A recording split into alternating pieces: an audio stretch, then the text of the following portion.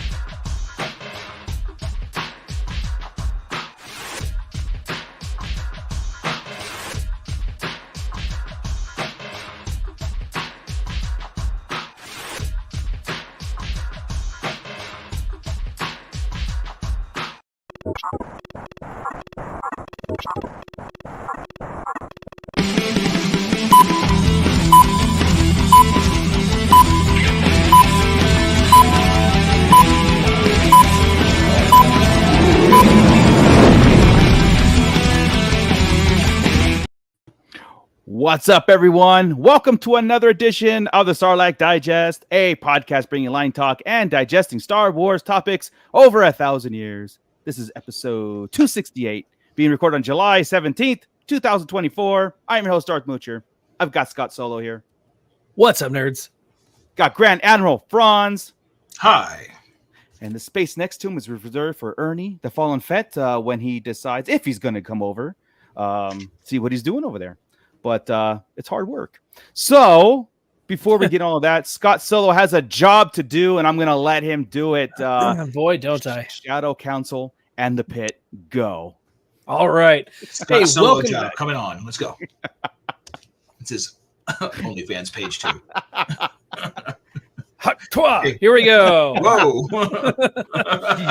Special shout out to the Shadow Council. We've got AJ from the Forbidden Panel, Brandon and Anya Epler, Brian C., Cliff, Commander Cook, Crystal E., Dennis McGrath, Don the Dad Dorn, Eric Grubb, Flavy Davy, formerly of the Nerds with Attitude podcast, Gavin Connor from the Holy Hour All Cure podcast, Justin the Vanilla Thunder, Luke, a.k.a. Lob Collects, Mervine Balanos, Matt Logic, Muftak is back, Nicholas Schaefer, Obi-Wan Kenobi, Papa Schmitty, Ryan, and the Star Joe's podcast. If you are interested at all in becoming one of our Shadow Council members, that is our Patreon page right there, patreon.com/Sarlacc Digest podcast. Sorry, I forgot to breathe for a second. Or just scan that QR code right there and you can donate $1 or $2 a month. We really appreciate it. It all goes back into the the mighty production of this fine show that you are currently watching. So thank you. And we are currently digesting Commander Bly, Donna Dadorn. I'll run her bases in there. We've got Mando Mike, which he's got a headache. I wonder why. Rhino Hobbies. Let's see. Basil G. Hello, Basil. Douglas Tupper, Gavin Connor. And yes, thank you very much, Gavin, for the shirt. I appreciate it, man. Nice. Well, I know why everybody's here today. And I know why people are not here, because they're probably watching the Acolyte and then maybe get caught up, or they maybe come in here. But we've got, so this is Star Wars podcast. Yeah. But you know what? It's all about the Acolyte right now. We got the finale. It's over. The era of the Acolyte ended today, but it's in the history books. Well, the era of Acolyte season 1. See, yeah, well, we'll see. Yeah. I'll do a pulse check on the pit and everybody if at the end of this talk if we want a season 2. So I'm trying to I'll gauge it and we'll kind of go that route, right? But who's that? I'm sorry. How dare them just drop a dime like that? Acolyte episode 8 was titled The Acolyte. It's here, guys. They always pull one lame thing. I'm sorry. I don't think that's there's always got to be something lame. And they didn't even show the title till way late. He didn't, right? Yeah, it wasn't till today. I don't think I saw. Right. It was just blank, right? Yeah. So I thought that was kind of because of what we got. It was kind of appropriate. I still don't know who the Acolyte is. Was it her? At this point, everybody's throw some spaghetti at the wall and see if it sticks. You get an Acolyte. You get an Acolyte. You get an Acolyte. I mean, is Screw Kamir this rule the of 2. Acolyte? Let's just get an Acolyte. Because Kamir right now, I'm sorry, we're just jumping right into shit, right? I know. Kamir's the Acolyte to 2 different people, or the pupil to 2 different people in this one. Was he the Acolyte? Well, this is why we do this, right? To kind of get it all here and talk this through. Matt Logic checking in. As Mando's finding his toilet and poo emoji. Yeah, Mando Mike. We all know where Mando Mike sits on this. I'm going to go here. It's bad that it's gotten into my head that after an episode, I wonder what Mando Mike thought of that one. I will say this, honestly, and you guys know my position from the first episode here, and you know my problems and the kind of nervousness going through this whole thing. After this episode, I actually thought that too. I'm like, I don't think Mando Mike's going to complain about this. Yeah, whatever. Par for the course now. So going through now we got it all laid out, but we're specifically going to talk about this episode and what it is and what's going to mean and everything. But of course we can't help it talk about the overall impact or the overall series as a whole too, right? So I think when we give our grades for this today's talk, it's going to have to encompass the whole thing. It's going to happen. Okay, Acolyte, what is your overall grade for the entire Acolyte, right? As you know, it's like you guys, and I'll kick it off here, just go real fast, is that I was at a solid B from the first episode, and then it kind of teetered on this little thing going, like it was like steady the course, and I always had to see where that next one was going, next one. I ended it as a solid B. The whole thing is a solid B. It could have been not lower in my and again, I might be alone on this. I don't know. It couldn't have been lower. It could have been higher if it wasn't for a few major things that really it's like, I can't let that go. Like I could have been at an A here, because I actually really enjoyed where the story's origins of propelling the Skywalker saga. I saw that. Now that was my experience seeing the connection, what the show was doing. And I know a lot of people are not there. They're just seeing it as whatever and then taking it off and forming their own opinion. So am I alone on that also when you guys give your grades? Are you seeing this as the beginning of the end of the Jedi Order and the beginning of this propelling the Skywalker saga? So yeah, again, finishing this as a solid B. Scott. This particular episode, I would give a solid B to. I do really think that there was a couple of things in it that kind of were like, all right, fine, whatever. But overall, between the fight choreography, the cameos that we got. I was torn on a few things, but there was way too much for Nestra. Way too much for Nestra in this episode. However, we'll get into however, she was better in this episode than she was in the past episodes. But still, I don't know what her motivation is. I don't know exactly. You know, it left us with a lot of questions. So solid B for the for this episode. Overall, B- for the show itself. I am excited to see, just because you can't drop Darth Plagueis in a show and then say we're not coming back, right? They've got even if it has a different creative team behind it, this story it has to continue, and I want to see it continue in live action.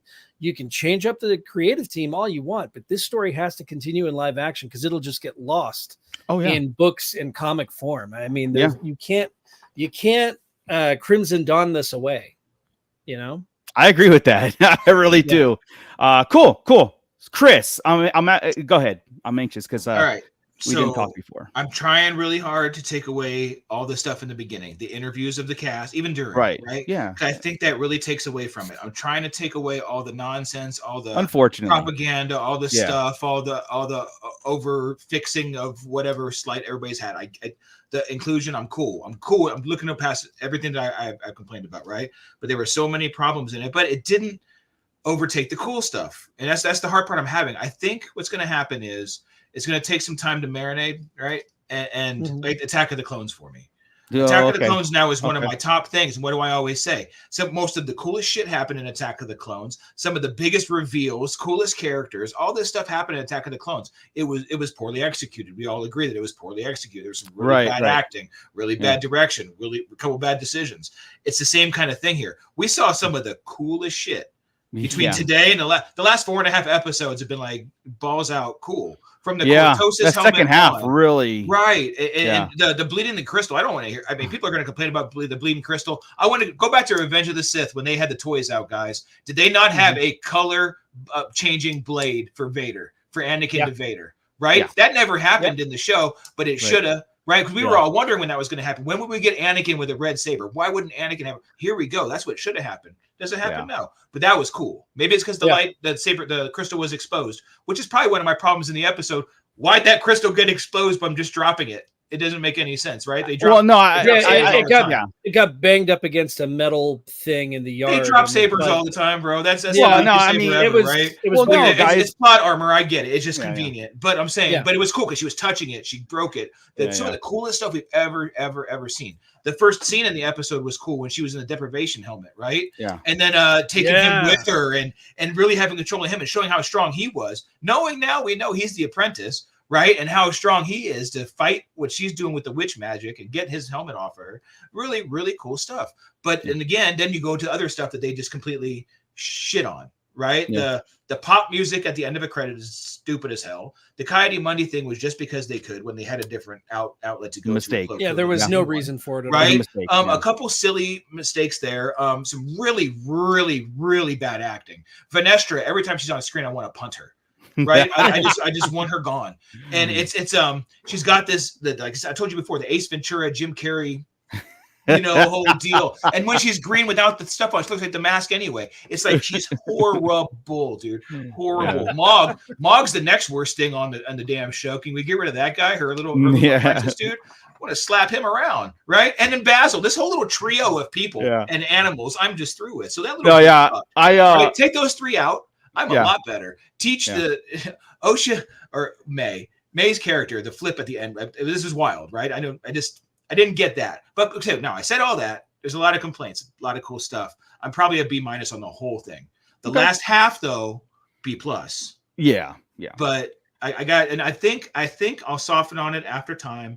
And when we do this talk right now, as we let go of all the shit and the stuff and the acting and some of the decisions and the outside of the story thing, and as we talk through it and put it in its place, I think it's better than we probably give it credit for, or anybody else gives it credit for. Yeah, it's exactly. I have some things to say on that too, and I'll let the pit do their thing too, and I just want to get caught up here. So yeah, I mean, we're in the 80 percentile range here on the three of us, and I'm sure Ernie has that. I know we talked to Joey, and he's way low on it, but for way different reasons. Probably the reasons that you said about the interviewing stuff. He was already kind of it's hard to get past that. Man. They put you in a not want to watch it type of situation. A lot of people, because you just feel like you're bashing on you. Yeah, you know, and I know it's not really.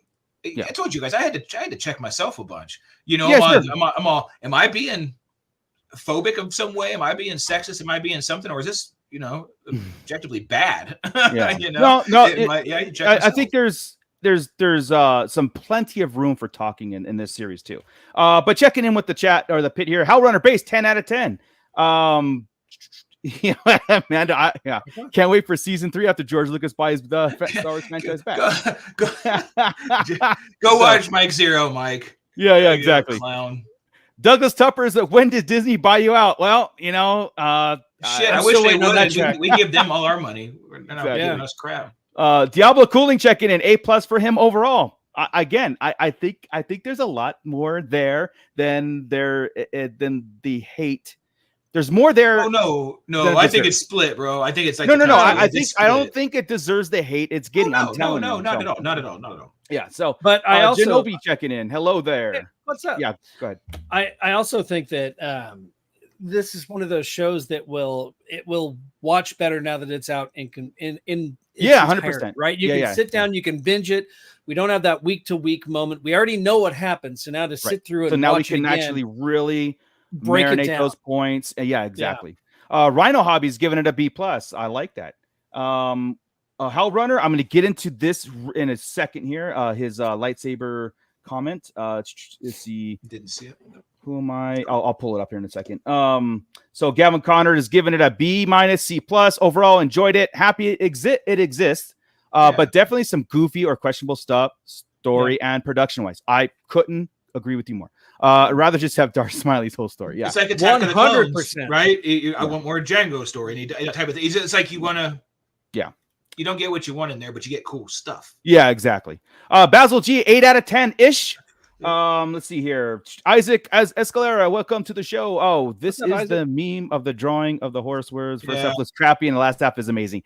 You are not wrong on that, because I think there was a lot of to me, I was like, come on, write the ship. I want to like it. And I think they really write the ship. I mean, they perfected the ship in my I don't know about perfected. The last half to me was almost perfect. If it wasn't story-wise, I probably could handle what you're saying. As far as comparing it with Attack of the Clones, it's not perfect. No, because some of the cruelest things happened in the second half. Pop music and stuff.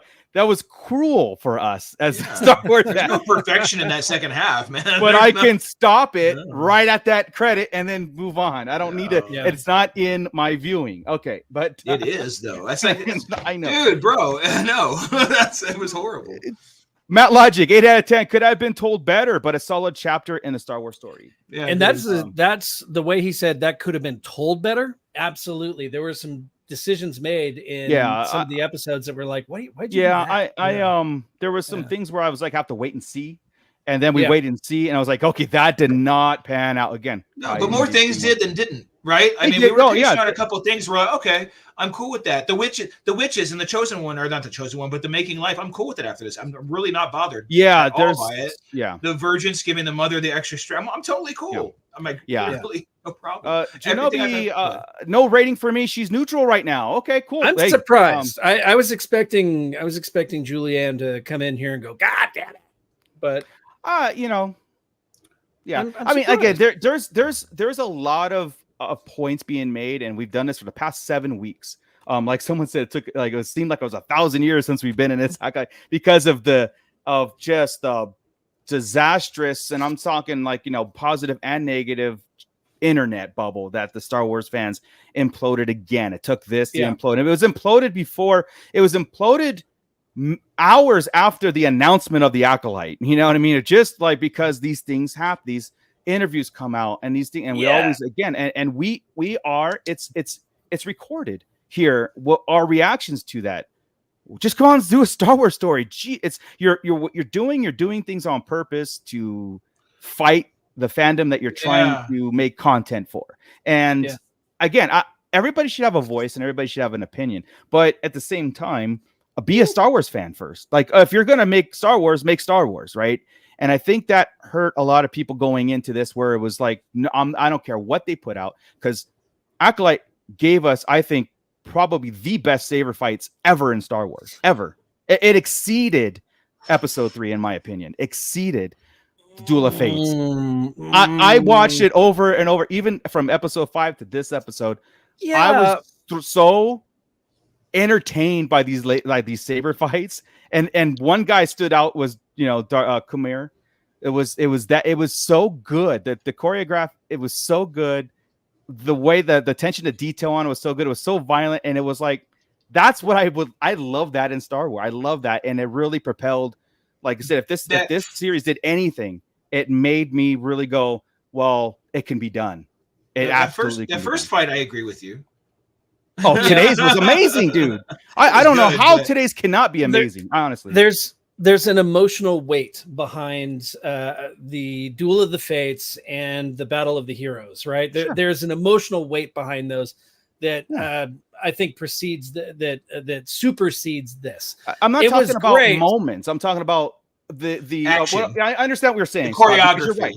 Yeah, I'm sorry. I understand because Vader versus Obi-Wan the very first time was a weighted, very pivotal plot for Star Wars. It's like, but what I was meaning by like dual, like entertainment as far as like, holy crap, not the meaning behind it, right? Like I totally get what you're saying, and I agree with you. You cannot take brother versus brother. You can't take father versus son away from that, and that where it was detrimental. Somebody needed to win that duel because whatever.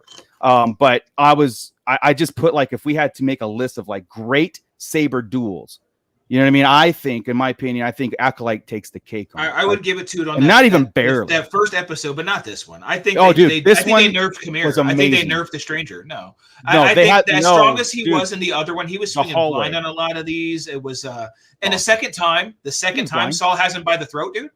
2 times they fought twice, and Saul is that good. Saul's not that good. He wouldn't have let all those other Jedi die around him if he was that good. He's not that good. So no, don't go there. What are you talking about? They were all separated. He took out 7 other Jedi and before he got to Soul. Right, I know. Yeah, I don't see Soul. I mean, I know he's maybe a saber teacher in there, but this dude was blasting people, and 2 different times Saul had him to the throat. Yeah, but it didn't win. And so both times Khmer just took it. Yeah, right? That's a weird thing to do twice.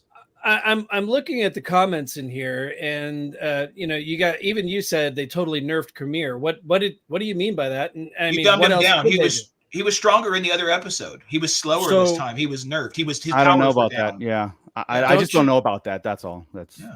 Yeah.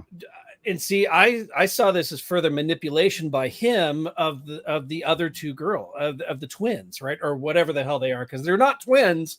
They're the same person. Well, we had that nailed last week. Remember, I thought the chant was going to happen and put them back together, which we were this close. Right? Last week you said, you're one person split in 2, right? I mean, they said that, right? But I see if anything, it was more of a manipulation to get Osha out there, just to get Osha and May in the same room so he could admit what he had done. I don't see it as dumbing down of his character or him fighting. I mean, he was definitely trying to kill. He was definitely trying to not get killed, but it was all manipulation. His whole thing has been manipulation from the get-go. He said like he was swinging wild and trying to kill me. Like, there was a couple. If you watch it back, he's like literally like using the Force swinging like this. It just the way he didn't quite do last time. And it was different. It seemed rushed. Maybe he was stressed. I don't know. When May and Osha showed up, like there was a different flip in that, because he's like when he had Soul there, he's like, finish what you started, and then May said no, and then Osha's one who actually did kill the Jedi without the weapon, right? And well, I mean, I'm just saying. I know he just jumped really around. But I'm saying why him specifically. But I'm saying why the Stranger stopped. Why he stopped. Because he took his saber out, because he crushed it. He smashed his saber. Right. That's saber. That's why he's out. Yeah. I mean, hey, but he has another one. He hasn't. Why not pop the other one out? What are we doing? I'm sorry. I just don't. Like I said, Yeah. I really enjoyed I don't it. hate I the don't. episode. I don't I'm buy just saying. the. I'm just dumbing not giving you credit for this is one of the best ones. This last one. I'll give you the other one. His first appearance. Yeah. Dude, hard to beat that one. Period. Yeah. With the Cortosis headbutts, hard to beat that whole Yeah. action sequence. To me, this was a continuation of it, and that they had a hallway scene within itself. I think it was just that the they hallway treated. was cool. They treated the sabers with respect, and in the meaning the creators did it, like the sounds, the things, that the way there was destructing property around. I don't know. I just was more thoroughly entertained with this than any other saber duel.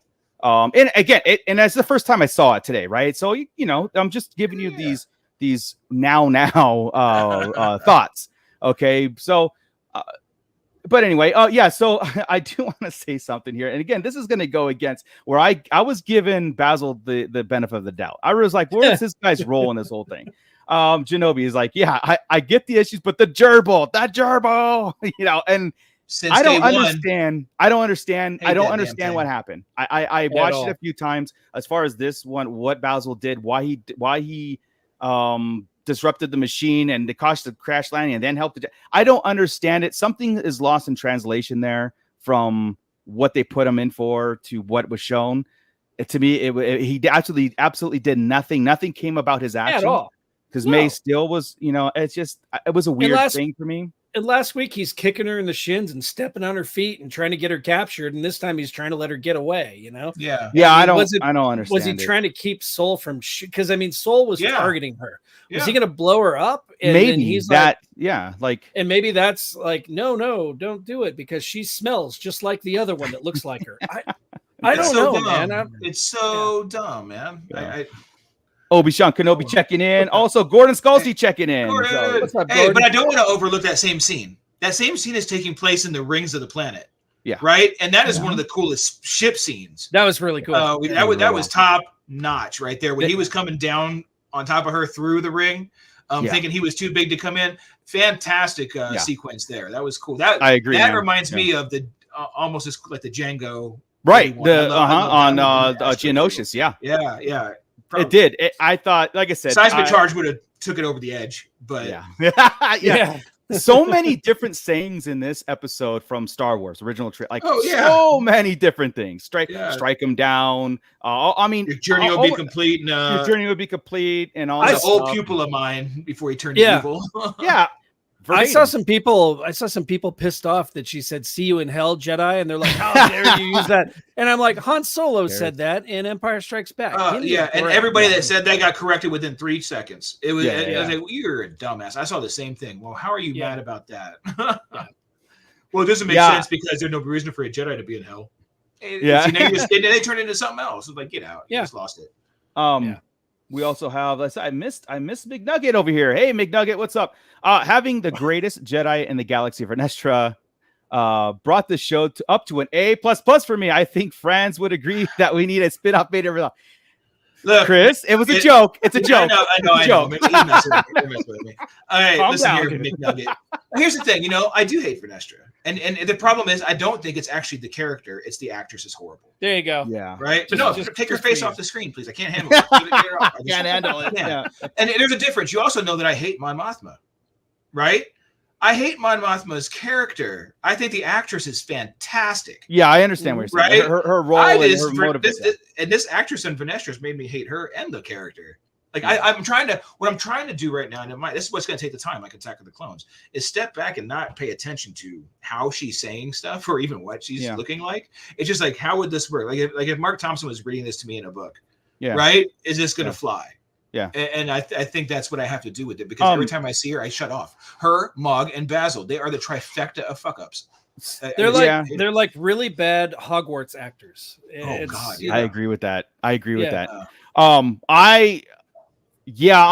there with you with the Vernestra actress. I really am. But for some reason, I was in this one, because again, how it was kind of tying things in and making sense of the entire thing. I was kind of like intrigued on her role and her motivation going forward, and the reveal, and then the politics involved in it. I was looking past it, and I really did just look past it. So it's like, what are you going to say anymore about? It's just like Mon Mothma to you, right? It's like, what else are you going to say about her role in it. If that's just her role going forward, she's Yeah. going to be like that in Andor season 2. She's going to be like that. Oh, in but no, Mando that's the going cool part forward. is I get to keep doing that with her, and it makes sense because it's her character, right? Yeah, I yeah. get mad So- every week and be like, oh, my Mothma did this, but it's different than Vernestra, and I'm like, Oh, I get it. Yeah, it was this more. actress Yeah, just does the. just like me with Holdo. I just hate that reaction to I everything. I can't hate it. stand Holdo. I like Laura Dern. I there was- don't like Holdo. There was a point where they were going in the building, and she had already just done the crazy dramatic stare outside the ship when she sensed Khmer, right? Right. Then she gets to the building, and as everybody else is walking in, she stays back, takes off her hood, and does another stare backwards. Every single person's in the building. Why is she looking backwards? Just to give us the stare. Oh yeah, she looked at that That's- tower, right? Remember? No, she just looked back at the forest for no reason, dude. Yeah. They're all in the building. Everybody was stuck in there still. It was Khmer's just even B-roll. in there because he looked It at was her later. B-roll. They had to use it. I don't know. It was, hey babe, turn around. Let's get another good face shot of you right there. Yeah, 'Cause we yeah, just yeah. had one, and we're gonna give you one in a minute when Yoda shows up, and we're gonna give you another one in a minute in the other room, and we're gonna overload this last episode with you. Yeah. That's what that was, and it was. Well, Obi-Wan, you go. I'm just going to preview this because we're not getting to this right now. Okay. All right. But Obi-Wan Chingon is checking in. I can't wait to hear Grand Admiral Franz's thoughts on Yoda. We will get to that in a little bit. I think everybody knows. I think everybody knows. I'm gonna be excited about this one. Yeah. Let's go right where I thought. Rick Jones checking in. Fallen Fit Raid, come over. We got Acolyte to talk about.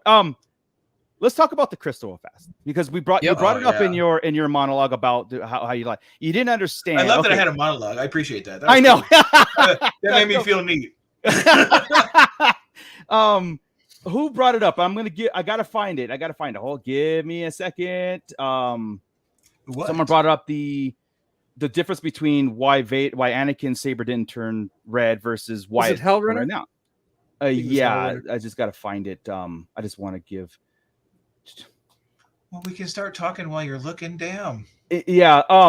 So here's the big difference. Okay, the way it happened here was the way it's meant to happen. Anakin didn't kill anybody to make the crystal bleed and to become a Sith, right? He became a Sith, and it was his saber, his own saber. So I don't think he's going to corrupt his own saber. It was supposed to be like he had to take it from a Jedi and corrupt and kill him without a weapon, right? And it takes that and it corrupts it. So that's what happened here. When she killed Soul, it was turning. I forgot about it because the crystal kind of chooses the person. Yeah. And in order for you to control it, you have to break it. It was already his saber. Didn't have to control it. That makes total sense. And that's why in the comics he had to get his own, right? Because he lost it. He had to go to the guy with the Barrage vow. And yeah. So I thought that was a great attention to the Vader comics and how they did it, right? So and the fact, like I said, it was exposed. She was touching the crystal. It was through the saber. She was touching it with her thumb. Everything was there. It's not like anything was you could argue anything, really. Right? It was all perfect. Even people didn't like the color changing blade. I don't. Blade changing color was pretty rad. I don't know why. Cool. I don't know why it would do it if it was already red and she turned it on. Oh, I think it was just in that. Again, yeah, it was like kind she'd of. She'd already broke it. She'd already broke it. The final push of anger is how I looked at it. Right. We'll take that. But either way, I thought it was almost like her, like what Rick Jones, like that final push. Like when she was igniting it, that's when she gave in. It's like, just came in. Again, we're making this kind of stuff up, and trying to give it do sometimes until. But it was, but also it's for dramatic effect too. Yeah, it's like if she turned it on, it was red. I don't think she would have noticed. If it turned it on and it was like, oh, cool, it's red. Yeah, I'm making this red. I'm my anger, and I have Soul here, and I just killed him, and I just made this red. I just in the longest choke out in the history of choke. Beautiful. It was good. Right? Like it was. Headland has a choke fetish. Yeah, for sure. Okay, all right. He's all right. That's not even that hardcore, dude. Don't you watch The Boys and stuff? What are you talking about? I've I just maybe there's a reason why there's extra footage of Vanessa looking back. Touched a nerve on Mooch. He's like, no. I just flashbacks. It takes we got Star Wars. So there's that, and let's finish our talk. No, we can't do that. We can't talk about Vanessa without talking about now's a good time to bring up our hero, our savior, Darth Plagueis in the flesh. Oh, okay, that's fair. because it was really quick in this in Right the there. yeah. All right, guys. Yeah, early on As if too. anybody doesn't know who this is, we're gonna tell you it's Darth. That's Darth Plagueis. That's a Mun, Sith eyes, hooded, cloaked figure. Now, the question is, what? Okay, the major question that we have to digest here is his role in this whole thing. If it was there the whole time, is like I was kind of overthinking this. I say overthinking it. You took a walk. Was I had to go take a walk outside, guys. I don't go outside. I called Marco, or Marco called me, and I called him. He was taking a walk to clear his mind after the Acolyte. I don't go outside. Wow. All right. So when Chris called me, I'm walking. I'm thinking about. I've got to meditate on this, right? Because look, I love living in the Star Wars world, and like I said, love or hate it, this is part of it. But Plagueis' role in it's like, okay, he's on that planet for obvious reason, because in the novel, that's his home world, or not home world. That's where him and Tenebris is, and that's where he killed his master because of the Cortosis vein. We know that Khmer, the stranger, is there because of the Cortosis vein, but also you could make the argument that Khmer is Plagueis' apprentice, and because of the virgins, he doesn't not trying to make himself known. He's sending an apprentice out there to get May in there. Now, I'm kind of taking another route on this a little bit, where I think we all know now that the stranger Khmer is Venestra's fallen Jedi. Okay. Now he's obviously knows the Sith code. He's doing Sith stuff. He's telling you've got to kill a Jedi without a weapon to bleed the crystal and do that's 100% Sith stuff. Now I'm kind of almost going this different route of Plagueis is observing this whole thing because he's on this trajectory of everlasting life, right? I don't think Tenebris knows this, but Plagueis has this other agenda, has this alternate agenda, and of course, infiltrating through politics, right? Going the hidden shadow route. I think that Plagueis was on the planet with Brindock. I think he did help the Witch Coven or influence it or somehow do it, but without his presence, no. And Ernie was here. What's up? Hey. Just let me finish this. Sorry. You really got to get lights. I'm putting next week LED. Just all over the damn place. So I think, like I said, I'm almost leaning on Plagueis is observing all this stuff. He's watching Khmer, even though, like Chris told me, that's the same planet, and that's Plagueis is living on there too. Khmer's living on it too. But I think they both have that Cortosis agenda there that brings them to that planet. Where Plagueis is observing this, I think he's still apprenticed to Tenebris, and I think that now he sees all this stuff. He sees Osha and Khmer doing their thing, and he's gonna have to, he'll try to interfere. And I also think that Khmer, the stranger, is going to end up being the Knights of Ren. I think his legion or his faction is going to be the Knights of Ren moving forward. Plagueis, if we do get a season 2 also, he's going to go after the virgins. He's going to go after that creation of life, and he's going to need Osha for that, or May, or whatever. Whatever, if it does play out, he'll need them to do the chant come back together. Yeah, that's the reverse chant. So that's where my head is around Plagueis. I could go two ways. It could go the obvious route, and then it can go this more obscure that Empire never happened, but it almost makes more sense a little bit, right? Like that Plagueis is been there the whole time observing, and like a lot of people complain about this whole virgins thing and creating life and Anakin and all that. I go, but I still think there is the point of observing this thing, this power, to use it for your own self. It had to happen. So I don't think Anakin was obviously he's not the first one to be this, right? And then the twins, or it's one person, two consciousness, right? Happen, and that's what he needs to exploit. So I if that makes sense, if that rambling makes sense in that part where his role, Plagueis' role. I think he's been pulling the strings from the get-go. I think he's pulling like Palpatine. That's where Palpatine learns it. Is what the Sith Master does, right? In the line of Bane. Right.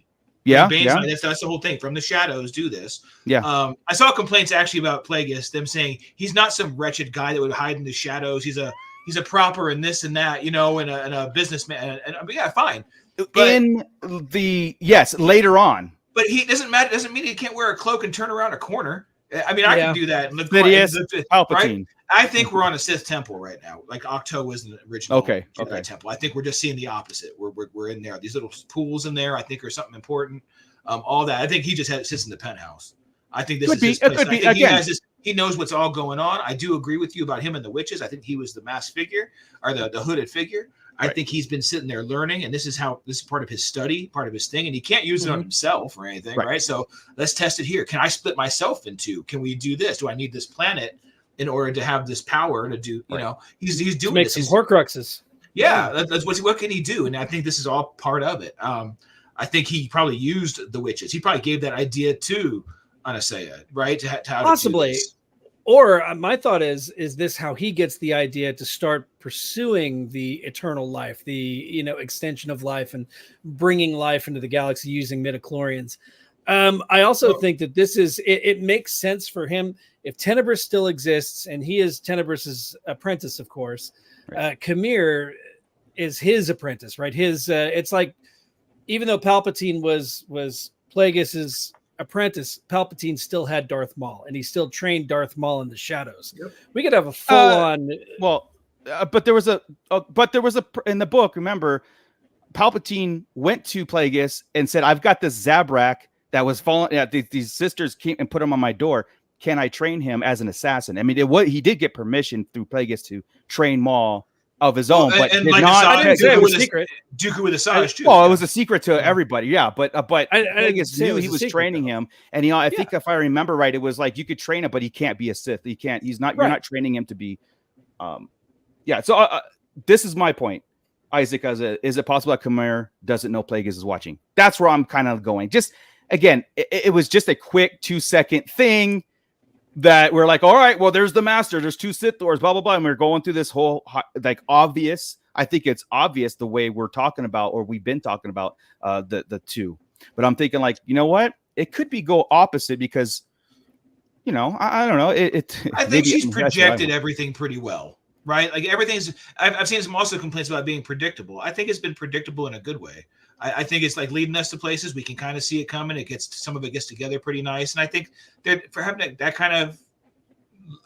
Yeah, I think he's pulling it. I think they've been kind of leading up to it. It could be. Look, like Khmer is not young, right? Right. And because we know Vanestra's not young, and she's surprised he's alive. Not just, I don't think just because she thought he was dead, but because it's a long time ago. Oh, maybe. Right? And it's like, why are you alive? So I think they've already kind of figured out some of the life stuff, but it's obviously isn't just working. said what Jesus said. Plagueis possibly is responsible for extending Khmer's life. Yeah. Remember the line about Khmer being old? I'm telling you, these pools on this planet, everything. And I think maybe after a while, it probably has a limitation. It's not working on the Mun, or it doesn't work on Muns, whatever it is, right? Some things, so he has to keep trying other things. This is working for Khmer. I figure something out. I'm testing it on him. Now I'm going to try this out and test it there. And that's everybody's a guinea pig to him right now. Sure. Ernie, where are you, man? Where's your Plagueis theory? Bring it on. Disney just needs to stop. They killed it for me. The show was ridiculous. I'm sorry. I just wanted to be cool. Like yeah. I want to be cool like everybody else. Dude, it was cool. It was a great show. I was saying, I can't wait to rewatch it all together. Yeah. I want to see it play out that way. The end did for everybody exactly what everybody said it had to do, and it happened. Yeah, that was cool. But the one thing about this whole show is it's done this. Every single person, whether good or bad, has had their own theories of what's going on, and there's been nothing solid of what it is, correct? We still don't know what the witches are. You just talked about, so what is Plagueis doing? Who is Khmer? Like, they introduced all this stuff, gave us Star Wars, but there's still so much to expand on that everybody has their own theory. I think that's the coolest part of it. Yeah. You brought stuff to the lore. You brought stuff from EU to Legends to everything, and now it's here canon. And you're adding more to the story, which I just wish that people would understand and give a chance. Yeah. So when we saw everything and it played out, it was great. It was cool. There he is. Yeah. The whole Yoda thing, the everything of doing this and that. My favorite was seeing the saber bleed. Yeah. I think that was the Kyber crystal that was amazing. The way that it changed through the blade. God, that was awesome. Yep. And I think that was the only thing that made me mad of comments that actually got to me was people who didn't know and understand. And you can see it. We're trying to play off of that of how stupid. What was that? And I was like, oh, okay. Yeah. And then Obviously, go on like they they don't knew what read. they were talking about. Right. Correct. And I'm like, geez, that was awesome. That Most was of the so nitpicks cool. today were really people were trying to nitpick. Yes. Trying to do it. yeah, I And agree, yes, man. I went on Absolutely. Theory's page and said the same thing to him. It was not going to respond to me, but it was like the Yeah. same thing. Yeah. We're just nitpicking now. You know what I mean? You're saying Yeah. that. Come on, Yeah. man. We've Did he not like this up? Of course not. Oh, okay. You- No. I knew what was going to happen. no. Look, And hate who gets gives a likes. shit? Yeah. Yeah. Hate- Who gives a Yeah. shit? a if lot he of does or people, and that's what doesn't? sucks because it Yeah, starts I this whole madness because people Because it are leads sheep. everybody. Yeah. Correct. Yeah. So that's yeah. what as everybody's been talking or trying to ask me or anything, I've been telling everybody, let's wait till the end. Go ahead, you watch it all Like together everything and wait else. till the end. Absolutely. Yeah, and then put it there. Yeah. So Yeah. I liked it. This season finale was cool. It was awesome. What's your think overall grade? the finale or the whole show? The whole Like show. the show The shebang. as a Now whole. that it's done. Somewhere around a 7.5 out of 10. It's like a So like a Um, C-ish. C. Oh yeah, Yeah, like a C. Okay, Yeah, I was yeah. B minus. A B We're in the minus, same ballpark. a B minus. Yeah, we're in the same A ballpark. B minus. I would say more a B minus. Yeah. That whole teacher, I was here the whole time. Okay, just I'll enough put things you- to piss you. Just enough things to piss you off, right? I'll Yeah, It's put like- you a C to a B minus. So I would say a B minus because I love. I love the lore stuff that it brought Yeah. up. I mean, if you sit here and think about the stuff that we saw, it really does play to the whole story. Yeah. And I'm sorry, hate it or love it. There's no denying that. Right. extra credit for cool shit, right? Yeah, the crystal bleeding. I'm sorry, I love the part with the senator because to Yeah. me, I felt that was showing the Senate can really get involved in this and mess it up for the Jedi. Yeah. Okay, Palpatine has to set himself up as a senator to make sure that shit doesn't happen. I also took that as a note to us. The people that look at heroes don't have to see what's right in front of them. Well, yeah, that's us. That's the escapism. That's why Yeah, we look at the correct. Jedi. That's why we look Correct. at superheroes. And DC. Yeah. So I don't have to Yeah. deal with that. Yeah. But That's it's sometimes also- why we get mad about the stuff in the show because Yeah. they bring that into Yeah. our escapism. And it was, but it was, and it was also definitely foreshadowing to us of making that connection to the prequels, like a direct connection to the prequels, the political environment, the chosen one, all that stuff. Yeah. It was this show. I didn't think it was going to make those kind of deep cuts. I really did. I thought it was honestly because I was prepared to be like, this show could just be a standalone Acolyte show and really mean nothing in the grand scheme of it. They can explain some things away, and we could have had just a cool little, 2-3 hour sit down. But Yeah. I do feel, and I agree with Rena, like I think this episode really kind of gave us some of those deep cuts twofold. One, to give us that mindset of the prequels. I mean, almost directly what, like I said, with the Senate getting a little bit, seeing the Jedi as overreach, and like maybe we need to, kind of like put a shield around them and know exactly what they're doing because one of you is going to be the death of us all, kind of deal. And then the other one was longevity in this series. When this ended, I was like, well, god damn. I mean, yes, we got some answers, but they opened a book that was like, we just read chapter 1, and I just kind of like, well, whoa, like, come on now. I think Leslie, it was like the smartest thing she ever did. She's backed Disney and Lucasfilm in a corner, being like, just like Scott said, you cannot Crimson Dawn this. You almost have to do this now. You almost have to see it through. But they don't. Internet That's be the problem damned. is, I think I know think they're the same. scared. I'm that. rooting for it. You asked me halfway through. I just said, no, let's get this thing through and be done with it. I I really would've- wanted yeah. to. I think Kamir deserves more story. I think Plagueis obviously needs it. Yeah. I mean, you shit, know, bring it. Leslie Headland said a couple things, and we all took it because why wouldn't we? She said that there was going to be 2 Sith Lords or Sith in it. And she did say, hey, if I get a chance to do season 2, I have a way of bringing in Plagueis, and it's going to be this, whatever. She said, we can't use Yoda. We can't. Yeah, she says, I can't use Yoda. And she kind of, I mean, it's all there, and it's almost like that well-kept secret. And at the end, she goes, ha, I did it anyway. Not to the extent of what Correct, 'cause everybody you was get like. rules. Right, but it was You still have to there, bend right? the rules in order to get it. Yeah, Yeah, yeah. And I was cool with it because I was like, aha, I see what you did. Yeah. And like I said, dude, like, I'm hoping that internet be damned, honestly, and bring us the season 2 to complete the story, complete it. I don't want them to be shy away from it, like they're not going to do a solo 2 and explain Kira and Darth Maul and Crimson Dawn. It's like I think at this point it's almost safe to say they'll never revisit it at this point. I don't know, live action wise, right? And you don't have to keep Headlands. You can go on to a different creative team. And sure, continue the because story, she laid this out, and from before Acolyte even came through, she said that they have enough for season 2. Like they have an idea. So that honestly, it does tell me some things. Like I think it's already in. I'm sure the thought process, and Well, I think it's already coming. We just need somebody in the room to not be a yes person and tell her, no, well, that's not Star Wars. Don't put the pop song in there. You're stupid. Learn some lessons. Don't do this. Don't do that, and remove that saying, and don't use the word paycheck. I mean, there's anything, you know what I mean? Just like still something that bothered me throughout the season. Somebody has to just be there to check her on space stuff. I agree, man. And like I said, you and I, when I was going through my nature walk and my little life, thing, meditation, I told you, I said, as somebody who would love to be involved in a creative Star Wars outlet or a show, I to me personally would never put my personal touch to it to change the fandom in a way where I know the fandom's not going to react to it. Meaning, like, I would never put a death metal song in the end of Star Wars. I know enough. Like, I'm smart enough to know that's not going to fly.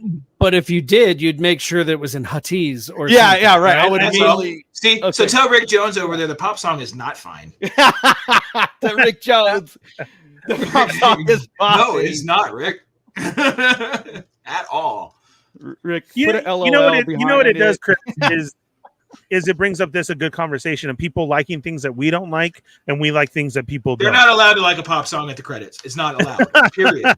You know what was pushing it? You know what was pushing it was Boba Fett, the last one. When they started putting the very last episode, really pushed it. We all went like, "What? Hey, you're at the It's really annoying me. The pop song was the end of the Don't ever do that. On the flip side, the punk song in Ahsoka with Sabine worked because it was in a different language. Right? It was in it, and it had a kind of a purposeless. Just and I again, it is almost apples and oranges here, but I'll say it. But again, it's kind of, that was a background, or was that in her head? That was in her earphones, right? I'm gonna say that was in Sabine's head, like she was listening to that, because I was gonna say it wasn't a soundtrack of that scene, just like Jedi Rocks was in the show. Like, I know it was Huttese, but it was a stupid song, but it was being played in the show. This was a production number to the credits, where we all know we go to see Star Wars anything and we stay for the credits because the songs are amazing, because the score is amazing and stuff. So hey, just to add another, the big thing they did this week as a FU to the Sarlacc Digest, by the way, because it was very clear, was the credits this week. Yeah, they were listed, and if they didn't go the power of one, the power of two, and really hit the power of many during the song, if you didn't think it was many. Yeah, it went for a while, and I'm like, man, they were like, Chris is gonna flip on this one. Check it out. They're like, make fun of this one, mother. Yeah, that's what that one was. I took that as a hit. I felt it. Did anybody check and see if there was a post-credit scene? I did. I did. Did you? Okay. Yeah. Oh, I always let it play out, and I said it burned me last week, but because I was like, "What are we doing?" Isaac, no, I did. Here's a good point. I mean, and I think there's a definitive answer here. Isaac Escalera saying, "What's the bigger sin, a pop song or a glaring pop culture cameo? Jack Black, Thundercat, Lizzo." The pop song. I didn't know who the hell the pop song, 100%. The other people you just put in your head that they're the characters. I can't put in my head that song breaks was rules. Not Earth. I'm sorry, but pop again. This is our world, and this is like an unwritten rule, right? And we don't even know if everybody else. Obviously, everybody doesn't feel the same way, but it's like that's not. The music is magical in Star Wars. Yeah, like I was trying to bring it a point up. But if I was doing something, it's just an unwritten rule that I would never do that. It was like, all right, guys, here, hand it off to the credit team, and they put on, and I'm hoping that they understand too. It's a score. How about this? Yeah. Every other type of song we've ever heard in Star Wars is nobody's style, nobody's genre. right? Like Yeah. nobody's gonna be like, hey, I dig that because that's my jam. Correct. Right. That one was a genre specific song that wasn't cool. If you come on with Eminem rapping at the end of it, I love Eminem. I don't want to hear him rapping at the end of Star Wars, right? Yeah. Do I want to hear a corn blasting at the end? No, I don't. Right? Yeah. I would It want to doesn't hear the work. Cure Depeche Mode play. No, I Right. mean that. Yeah, It would that throw pisses it me out. off. So this whole Yeah. move right here was dumb. That's the biggest sin. Yeah. Honestly, in the somehow in this whole damn series, that's the biggest sin. It is, right? Yeah. Yeah. Rick Jones. I there's a reason why I like you, Rick Jones. Testament at the end. Hell yeah, let's do it. Oh. But it has to be sound alien. You just change it up a little bit. You change the bass sound. You change this. And you put some alien words in it, and you're fine. Again, like it's an unwritten rule. It's been there. It's almost like we never even had to discuss that. We never had to discuss. And I know I'm drowning on this. We'll move on from this in a sec. Yeah, But but as the entire fandom never had to discuss the score. John Williams did something so magical to Star Wars, and it made Star Wars what it is. And was like, then if I don't think any of us here had an opportunity to go into production, it would never be a second thought. It was just like, I know, Scott knows. What was a big Isaac- draw for The Mandalorian? Those albums, right? Don't you have every album, Scott, that came out from that? Oh, The yeah. soundtracks? Oh, yeah. Those soundtracks are freaking rad. The Yeah, they are. Mandalorian's got music down too. Yeah. And Isaac Escalera is all about the jizz. He just wants the jizz. Just give Isaac the jizz. Who doesn't? I mean, All the jizz. Isaac actually- needs all the jizz. I'm actually pretty mad that we don't have that in the background playing at one of the scenes or something, like just as a like. Right? I still can't believe till this day it's not on Galaxy's Edge at Batu. Like at least played one time in the bar or one of like those. walking by restaurant. like, In the yeah. restaurant. I Somebody's understand. jukebox is a classic. Correct. Right. And when like that's supposed to be the apartments upstairs, they Yeah. do have a radio scene on one of the sides, right?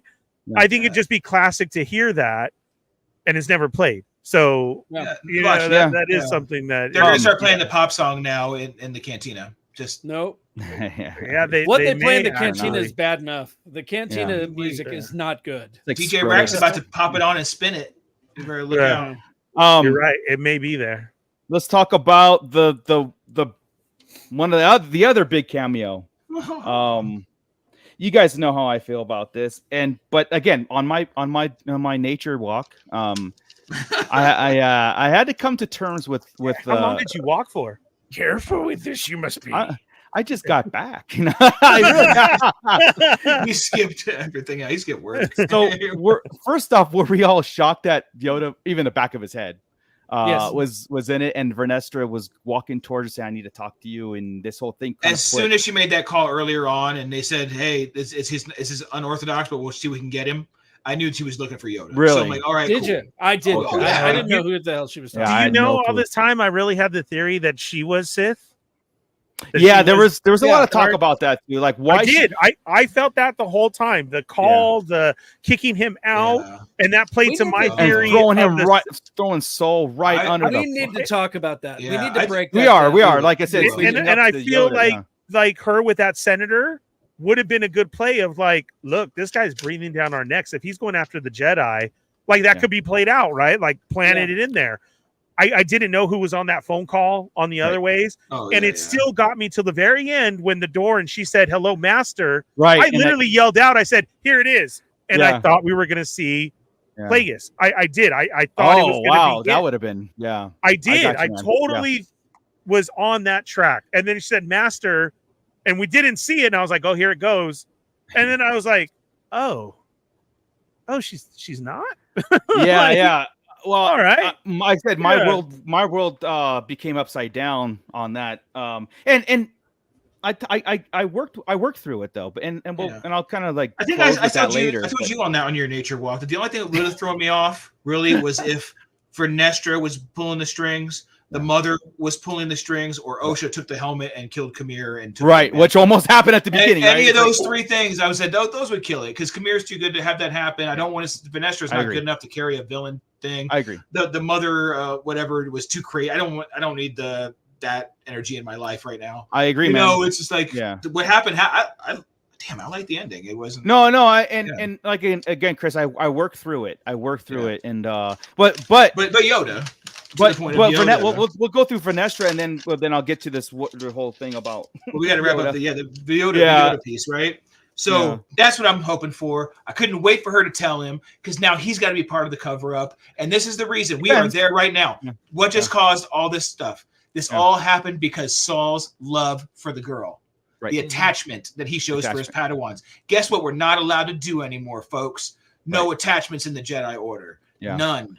Boom. Love it. Yoda's about to make that rule, cover up everything, and we get exactly what I told you was going to happen. It's and here's the thing too. It's like I was always kind of keeping Yoda really close to this. Like I said, a different role in Star Wars, right? But going through all these motion stuff, and I putting it back into Dagobah and all these things as the Jedi Master who did his role with Luke and stuff.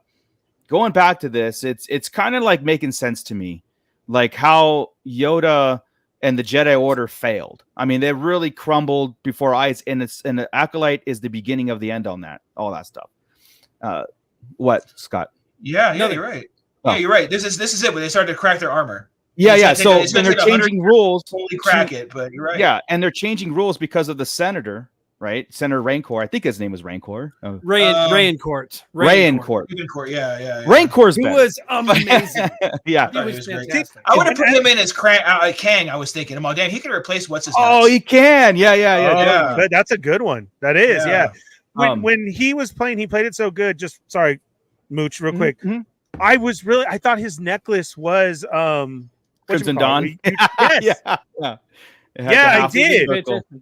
I saw it and I was like, oh, he's Crimson Dawn. And I thought this was like a real early, like again, action that we don't know about. Again, I wouldn't mind that. Cool. I saw that too, and I go, someone's going to bring that up as Crimson Dawn. I know I thought it was. No, it was a little bit more complex Crimson Dawn, but dude. So this is the point in time where the Jedi have doing their thing. They're independent from whatever. They're at the Gardens of Peace and Justice, and they're putting out fires all over the galaxy, and they have their role of gatekeeping, force users, and all that stuff. Now, this is the point where Rancor comes in and says, look, now that I know that you've been doing this mission, you're hiding stuff, I fear that this is going to get out of hand, and now we're going to have to get some oversight on you guys. And so Vernestra says, everything's fine. Everything's cool. It was a rogue, threw Soul under the bus, meaning like this was an isolated incident. It'll never happen again. This is why she went to Yoda at the end and can probably confess it all. And you're right. Yoda probably, and the council, or maybe just Yoda and Mason, at the time, just kind of like going, in order for us to basically keep the train moving here, we're going to have to change some things. So almost like, the living, breathing document. We're going to change this on the fly and we'll be all good, right? Knowing that's going to be the downfall coming, when Anakin hits the road. So at a point, I'm sitting there going, okay, I never liked Yoda being involved in the Jedi Order anyway. I wanted him to be this mystical creature. But anyway, that's yes. So 100%. just to answer anybody's questions who might have it, Senator Rayancourt, you see the necklace that he's got right there. Not quite Crimson Dawn, but yeah, Isaac. Damn, that actor was really good. Yeah, it was red too, and it had red in it. And again, we're 100 years, so you know how everything's like they're Jedi symbols, pre-Jedi, pre-Sabine, pre-Rebel. Yeah, it all falls into that. So that's what I'm saying is, dude, it kind of resembles it. This is a start of a faction as far as dude. You know what? Like I said, this is the beginning of an end for a lot of stuff, a lot of things going on, and that's why that's why when Plagueis and Sidious really infiltrated, they corrupted from within. I mean, they really changed the face on everything. I mean, they got rid of the Jedi, they got rid of the Senate, they got rid of everything they did, and it had to start from somewhere. Everything had to be a beginning, like and Vernestra planting the seeds, Yeah. And Vernestra here with Rayancourt, I mean, that definitely sows the seeds of mistrust between the Jedi and the Senate. Makes the Jedi falling out of favor with the Senate that much more believable in the future, right? Especially whenever he comes out and he says you're basically a cult disguised as a religious order, who inevitably one of you will fall. One of you inevitably will crack and fall. Right. Yeah. So It's I mean, Yeah, some again, powerful words there. And then when we get to the prequels, this is already a thing. This is why the Trade Mhm. Federation, that's just why it all worked in that. Because remember, I don't know if you guys remember back in the day in 1999 and all that stuff, when Way we're going back through the when I was a prequels, kid. Yeah. back in the prequels, we're going like, we got thrust in this kind of political environment and it kind of didn't really make sense. Like, why is these separatists, why are these systems going against? Why the Trade Federation got away from what they did and everything? And this kind of is starting that explanation. That's why I said it's those deep cuts that puts us in the mindset of the prequels, which is working. Mhm. You know, the political environment and the conflict between the Senate and the Jedi, that the Jedi are going to have to start changing rules now to keep the power that they have or their role in the galaxy that they have, which was, to me, is smart. It was a very smart way of doing things. Yeah, so I was kind of taken aback a little bit about Vernestra throwing Soul under bed. It was like, he killed this and he's sweating and he dubs like, you bitch. You know, and knowing she knew she was going to do it from the get, man. As soon as she saw him dead, sorry, friend. Oh yes, man, sorry, friend. You're She made getting that buried decision, on this. like, Instantly, she knew what was about to happen. Yeah, But I mean, And it has to go full on it has to knowing go about with Kamir. It has to go with the secret because now there's only two people who know what happened. yeah. And that's OSHA and Kamir. No, I'm and saying Vernestra, on a good side, Venestra and Basil. But they don't Jesus know. Christ, you're actually They don't know. Nobody that speaks Basil. Yeah, no, but they don't know about the Mugged Sith. up. They just know. Yeah. What he knows. Well, I'm just saying. Vernestra knows about her fallen Padawan. What does Basil Right. really know, dude? Basil's been running around the effing forest the whole time. I can't trust him there's anymore. back and I don't forth, know back what and his forth. role He is. doesn't really Nobody know could anything. speak Basil, so Yeah. it's safe. Yeah, I and the don't only know thing is, about- the only thing is, he would know that that's May, but they already know that's May. So it doesn't Basil matter. knows. How? Basil knows which Jedi's are hooking up, but nobody He does. can say. Hey, he does. but how would Venestra know that's May? Does she know about the thing on the head? Does she understand that? Otherwise, how would she know? She was wearing OSHA's clothes, had OSHA's droid.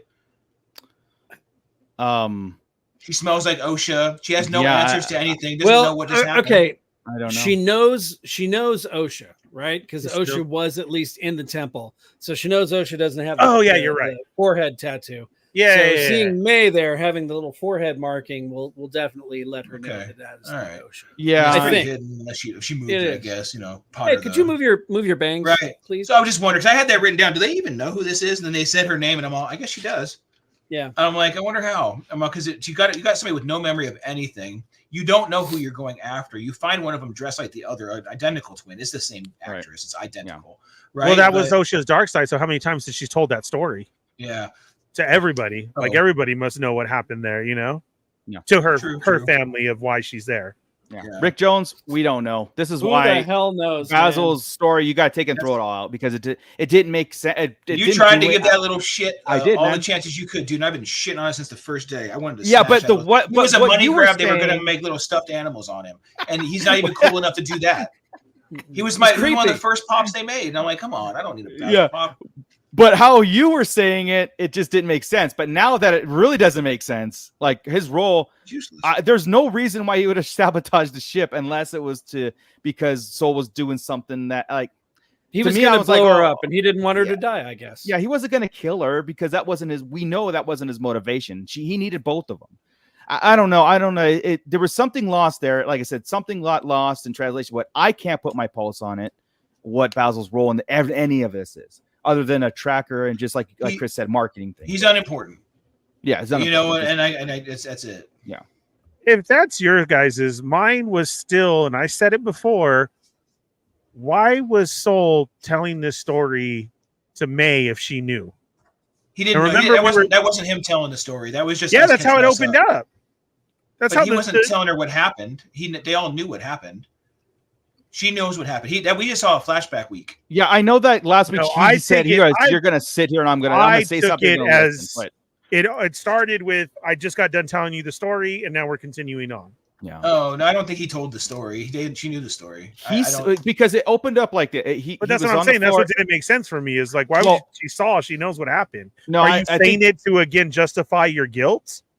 Like, you No, don't no, that understand was why for I had us. to kill your mom. that episode was for us, like the Yeah, flashback, completely. right? What really happened? What he wanted to tell, like, you're gonna sit here, I'm gonna say something, you're gonna listen. Was what he was trying to tell her before Osha or May escaped was, you and Osha are not sisters. You're not, you are the same person. I think that's what he was going to say, and then go. But then she escaped, and I'll see you in hell, Jedi. So did you guys talk about that? The Han throwback? Did you like that? Yeah. And how everybody's bitching about it.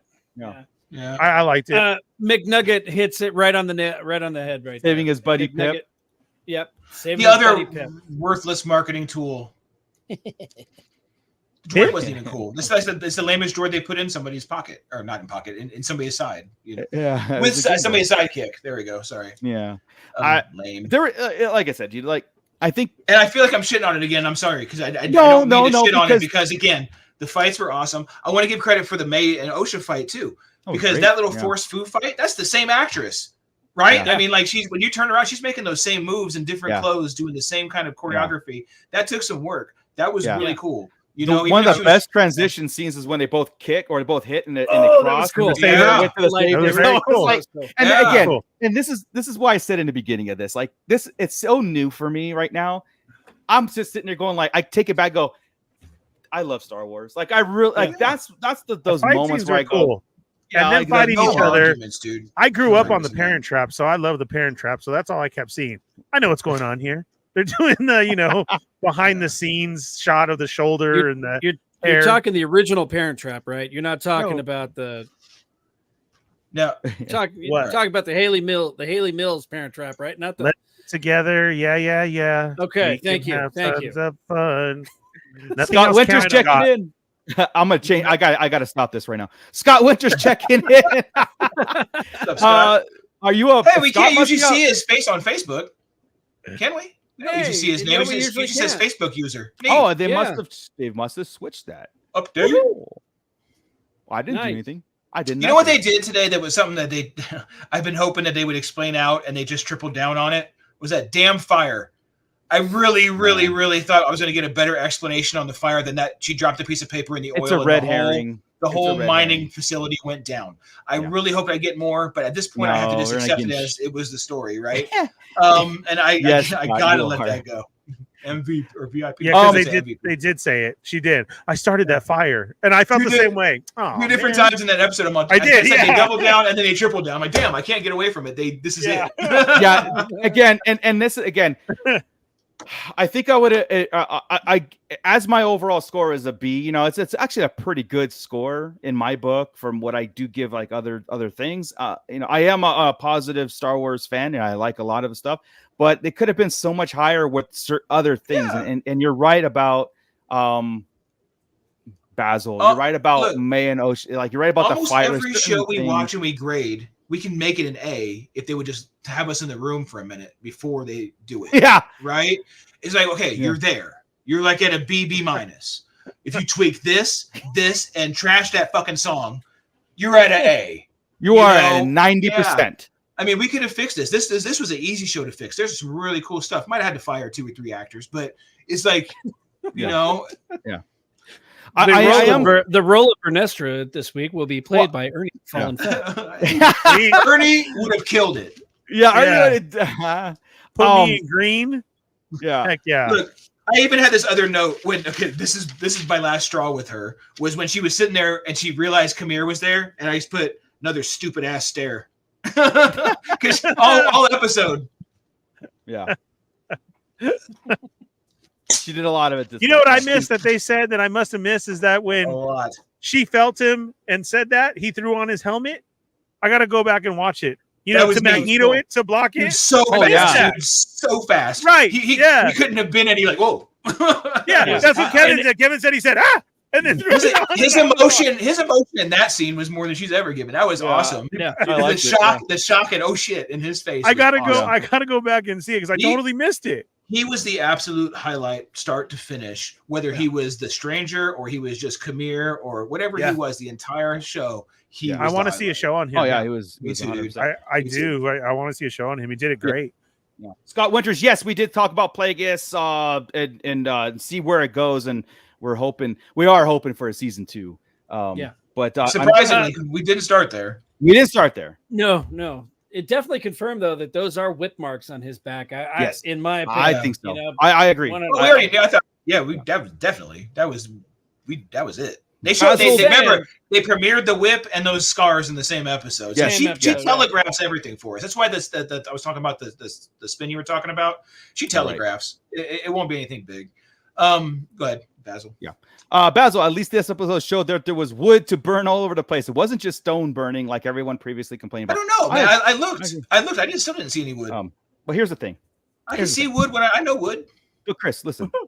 Yeah, if something's burning, if something's on fire and it burns, that means it's flammable. So you take whatever notion that you think what the castle was, and you throw it right out the window because whatever it wasn't what you're thinking. Look, so I'm gonna jump by a piece. I'm gonna jump by a piece for 2 seconds, Gray, because I was catching up on House of the Dragon, and I was watching there in Herondale, right? And it was burnt, and it's a stone castle, and it had pretty much burnt down. So fine. Okay. I'm fine. Chris got so mad. That's what I told you. I just had to accept it at this point, right? I don't agree with it. I think the science like I said, dude. I just Chris brought everybody into the living room and just pointed and said, "What is that?" Everybody said, "A burn mark." Go next. What is that? Burn mark. Go.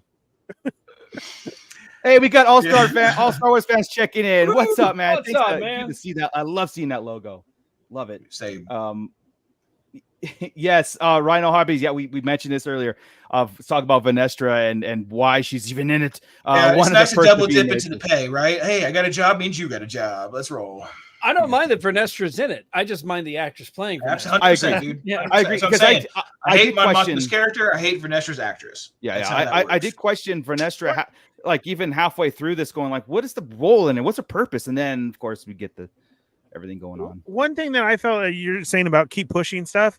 Why did we have to keep pushing about her going through light speed? I think it's to connect the High Republic. It's because of some part of her sensory power. No, right, I know, but I'm saying I didn't read it, and I totally get it now. By the end of the season, it's a nudge to the fans. It's a deliberate nudge for the people for the 3 people who read the High Republic. Scott and the other 2. Scott one. Yes. I couldn't get past the phase 1. Yeah. Okay. I was just wondering. I'm like, is there something that I'm missing? Is it more, or is it not? No, I think they're just playing it up. It's not going to make a difference here. Yeah. Let me also say that I did finish reading the latest book in the High Republic, and I have to say, other than Elzar Mann and Avar Kriss doing the deed and getting all emotionally attached to one another, not a goddamn thing happened in that entire book. I felt like I wasted, I listened to it on audiobook. I felt like I wasted 13 hours of my life on that. Ooh, yeah, that's that's the whole thing. It's like if the Acolyte is just like skipping to the end and then we're propelling something else, cool. Like we do, yes, there's some why Bren Dock what matters. There's again Vanestra if we were going to really explore that character, but it was a hard era to really get into. I will listen to the first. I will listen to the last novel. Yes, 13 hours.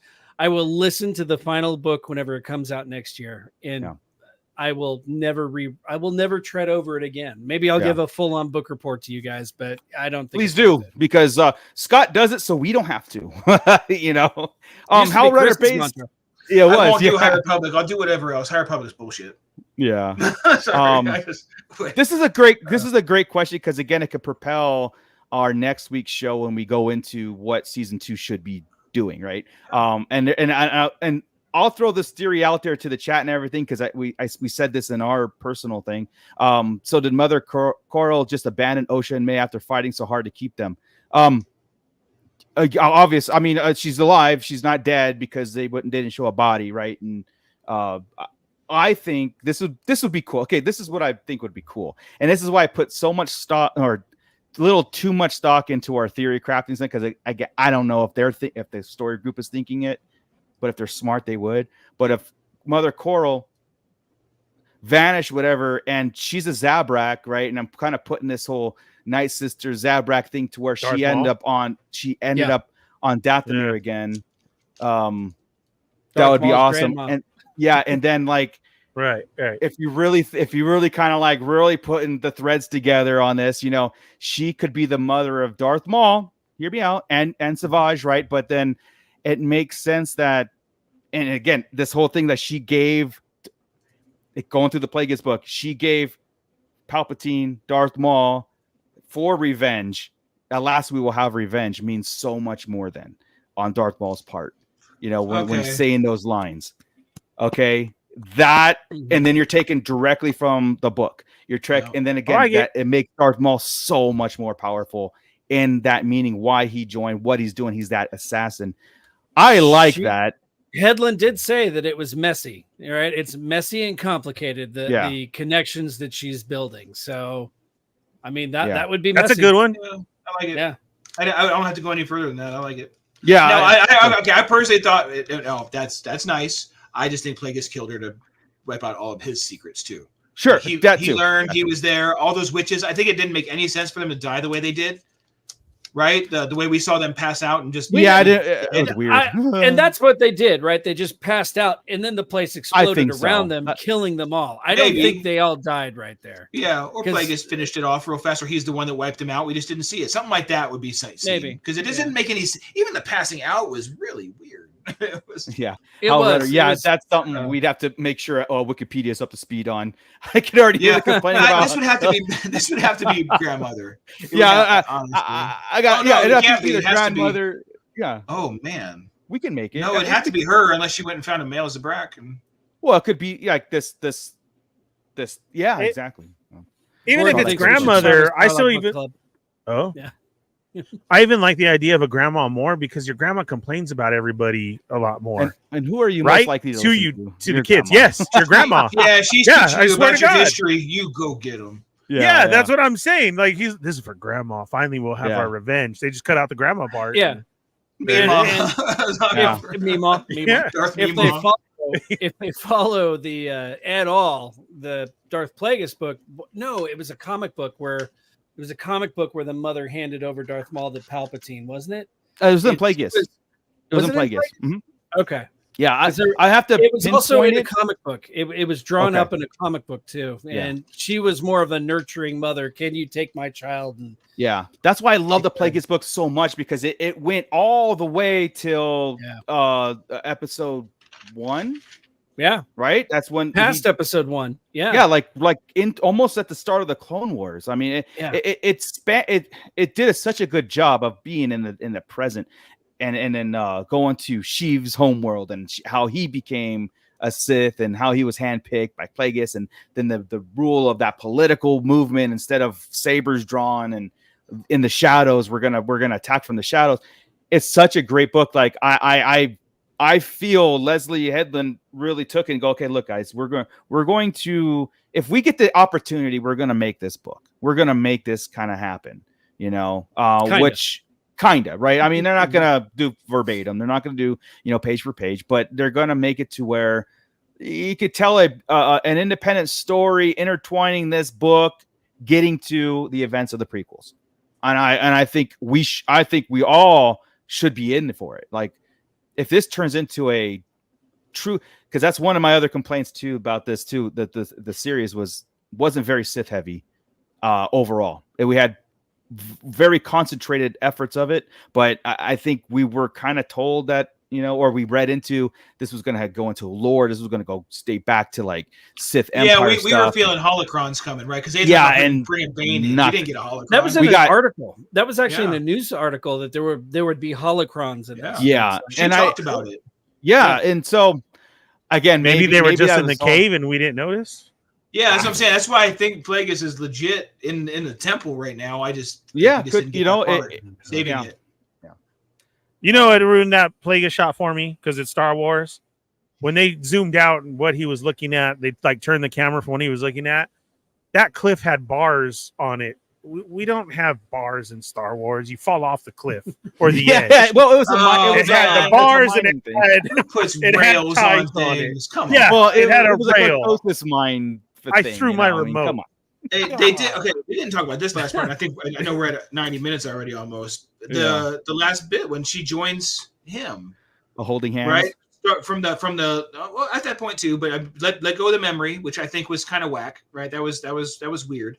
I wish they had finished their chant, but I think there's more to come on that, right? There's a reason they didn't get to finish it. I don't think it was just a memory.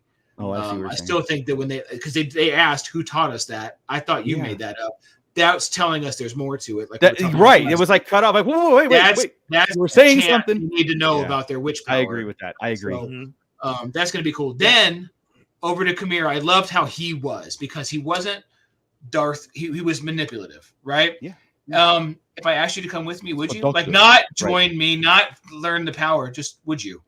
Right. No. Are you sure? Yeah. Well, damn. I won't ask again. Almost right. His sister didn't hesitate. He said May didn't hesitate. Yeah. May took that without thinking. Because that gets me to think. Like I said, it gets it kind of going. Like he's going to start the Knights of Ren faction.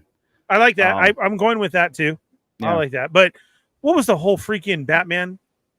The Sith can disappear now because he did it and May did it. He can fly. They're think fast. he can fly. He can at least float down. Dooku, remember, he did what Dooku did. You're right. Yeah. The floating down, right? Dooku's a floating thing. Yeah, but he disappeared. She went for the elevator and he said, Broop. He's done it and then she was fighting May and she did the same thing too. He was climbing. He's just super quick. Like he was in the forest, right? Like he just gone. Yeah. Like Batman. Yeah, like Batman. You turned your head, boom, I'm gone. Everybody. Okay, that was funny. That was funny. All four of those people got into that unpenetrable, can't get out of place in 4 different ways. Not one of them went in the same way. Oh, yes. Yeah. They weren't passed out either. But did you guys like that kind of role reversal, staring off into the horizon? Yes. But bad guys this time? It was cool. Perceived bad guys. I thought that was kind of a cool little, like I said, if this is the point of view of Jedi are bad and all that stuff, this was kind of made sense, right? Okay, so to wrap up that whole scene, I'm loving the Knights of Ren thing, and I think this is what he could be offered. So he was an apprentice, but that's as far as it goes, and his job was to know that I think, yes, that Pelagus was there the whole time for this creation. I think those witches are him and his teachings and seeing what he can do. I think, yes, he was in the cave the whole time. He knows, but that's his job. And I think the Sith always offer you something, right? So I think that's what he's offered is the... Yeah, it could be... you can only be 2, but you're going to be a Knights of Ren. That saber she's holding is very Renny, right? Like very Kylo saber looking. It's like the first piece of it. 100 and some odd years later. By the time Kylo gets it, it's been fixed up and moved around. And you bring in these people of Knights of Ren, if there were 7 of them, right? So they're like, you're bringing in your own group and what happens. So I'm down for that. And I do think that the witches were through him. He knew what was happening. He made it. I think the whole twin thing of making 2 separate into one, I think that's a thing that you have to learn of, okay, it doesn't work. You can only make one. Also like a surprise, right? Like, oh, crap, that was almost the option of cloning. That's why they go into clones instead. Yeah. Yes. There you go. Yeah. Right. Yeah. Like I said, I would love it to be where it's like it's not a magic power that they already knew. I think it was stumbled upon, and that's why Plagueis was the first one to kind of harness this or go in that mode of living forever, right? And then of course Palpatine carried that going forward, and again makes the Rise of Skywalker more relevant. Now, Emperor's role. Let's put it that way. Hey, back. Sorry to jump around so much. I know we're getting near the end. The Osha and Khmer relationship there at the end. Now they have. Okay. So I heard about people shipping it. I just really usually hate that, and I did hate it. The talk coming up to this week, when it happened, the way it happened, and it's watching it with Plagueis, knowing that Plagueis exists. I think that was needed, and I think it's going to work great if they go season 2. Because now, if you'd have gone in as is and knowing Plagueis is there, one of these two is going to turn on each other pretty quick. Right. Without hesitation. Right. Now that they're going to be linked and they're going to be shipped a little bit, when it comes time to either take Plagueis out or Plagueis gets one of these to turn, it's going to be a harder decision. There's going to be a conflict. Yes. More so than you're my apprentice and you're not going to. Yeah, like she was never part of the plan as far as to survive. Something like that. She was never supposed to be take your place. I don't know. Yeah, something's going to happen where they won't come to head and it'll try to go against Plagueis and it'll be their demise type of thing, right? But I think that's going to be a cool dynamic. I wasn't excited for it. I didn't want to see it, but when it happened, I went, "Oh, I'm cool." Yeah. There's a lot there. Gordon, so the Knights of Ren are named after Kylo Ren, correct? No. Does that mean that you were around for a long time? Everybody just know the hell out of you, Gordon. Sorry. I was gonna get there. So the title of Ren is like Darth. And Yeah, to be the leader, the Knights of Ren, the leader of the Ren it's about the saber. Who holds the saber? It's like Excalibur. Whoever wields Excalibur has the right to rule. Excalibur. That's exactly it. It's like the Knights of Yes. the Round Table. And Right. Yeah. So there's Kylo is his Ren name, but it's Ren. So all those Knights of Ren, I think they're all last name or all have the moniker of Ren, right? At the end of their name. So Sam Ram, Scott Ren. Exactly. Chris Ren.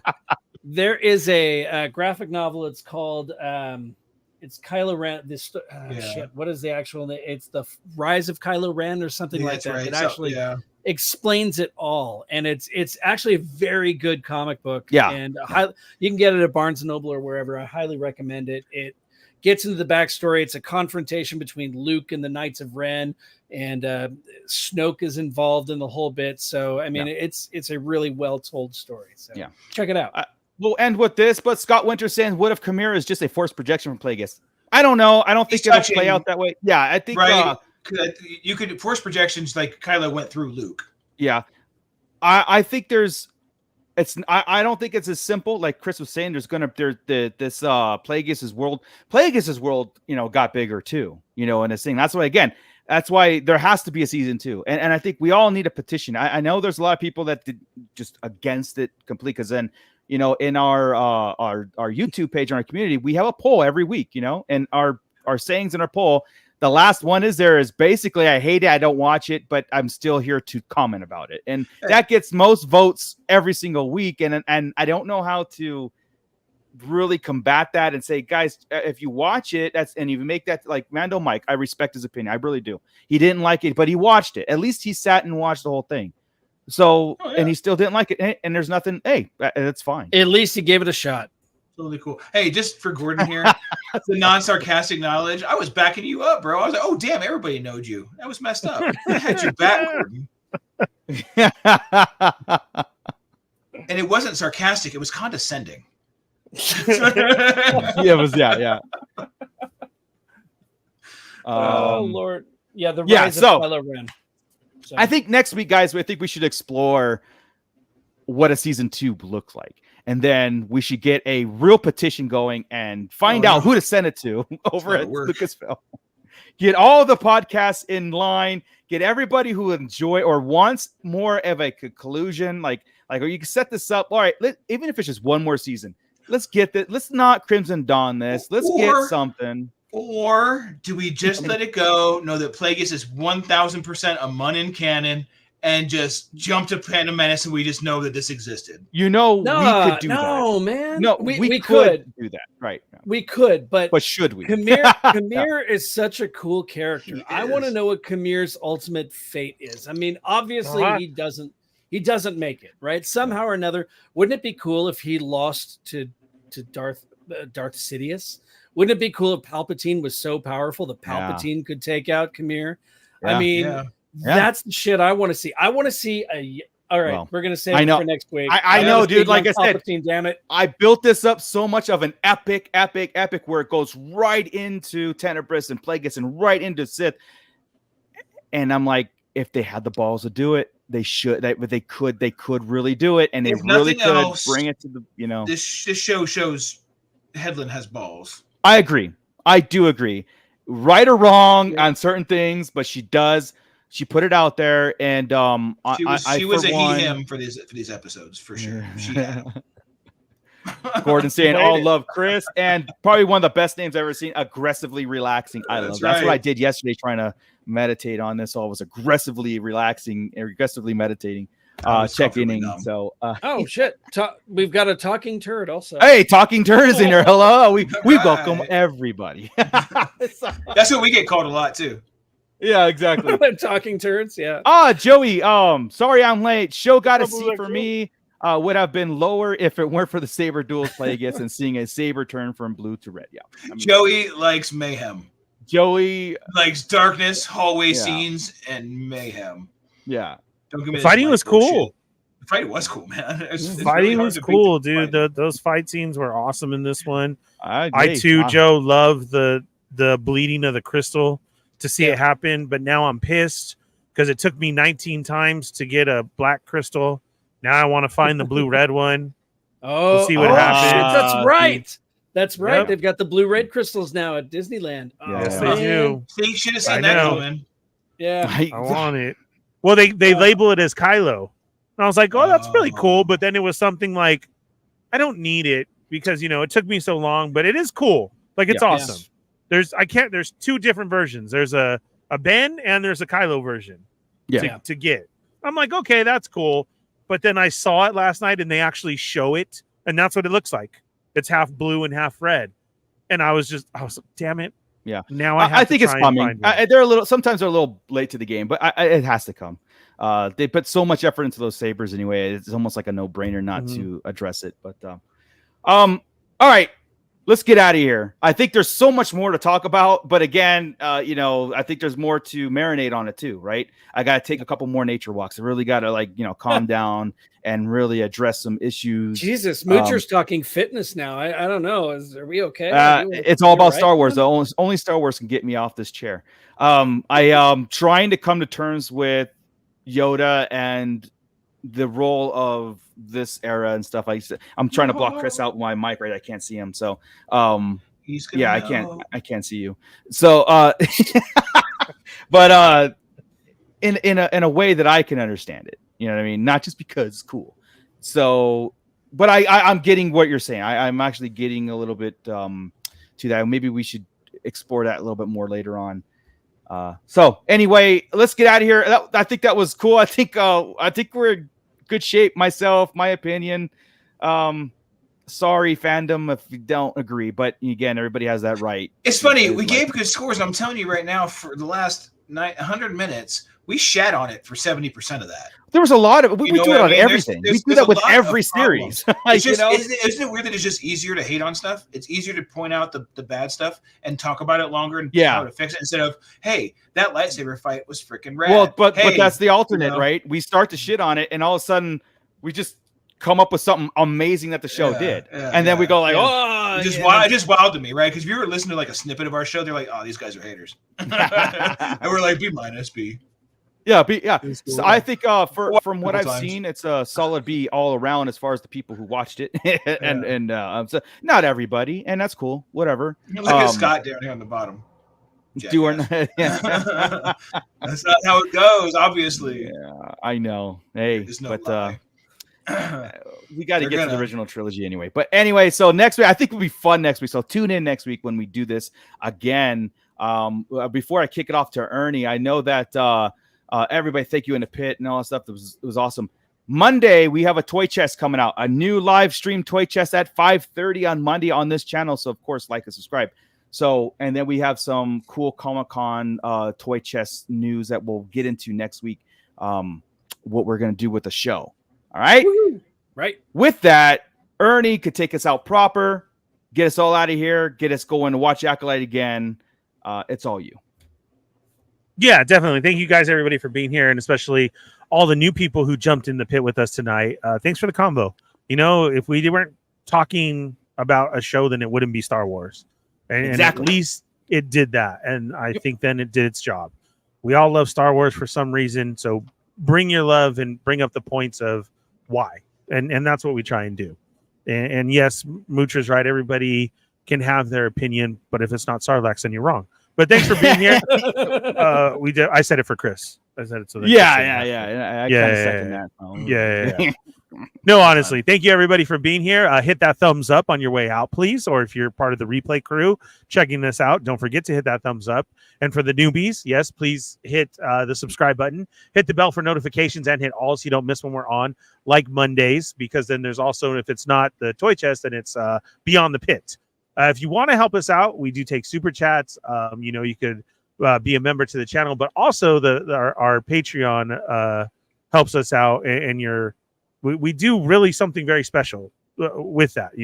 Different topics. You can be a part of the show. There's a lot of stuff to see to become part of that council. So think about it. Photos. Yeah, I have a folder. Awesome. I have a folder going. Electronic folder. Right. Yeah. And that helps us out. Or just spread the word of, hey, check us out. We have definitely lots of content for you to go back and replay and talk about. Or if Star Wars is everything like us, then you can become part of our Facebook Star Wars group, or there's TikTok, or there's Twitter, or there's Instagram. We have you covered on everything. If you're a collector, like we were saying, yes, Comic-Con is around the corner. But don't forget, for all those figures that you're going to get, head over to Tashi Station Emporium and get all your figure stand needs, or to enhance your display. And then down below, click to that channel, subscribe as well too. And some cool 3D printing stuff will be coming out of there as well. See, all different styles. Everything. Yes. Everything that you need. Definitely. The only stand that can make Merrick stand. It's Oh, you got another Merrick. Cool. It's true. I did. Nice. Yeah. All right, then. With that, we're done. Another one for the books. Scott. Keep it nerdy, everybody. I'm trying to find the outro. Can we sing the... This is Grand Admiral Thrawn. You are listening to the Sarlacc Digest. What a fascinating play on words.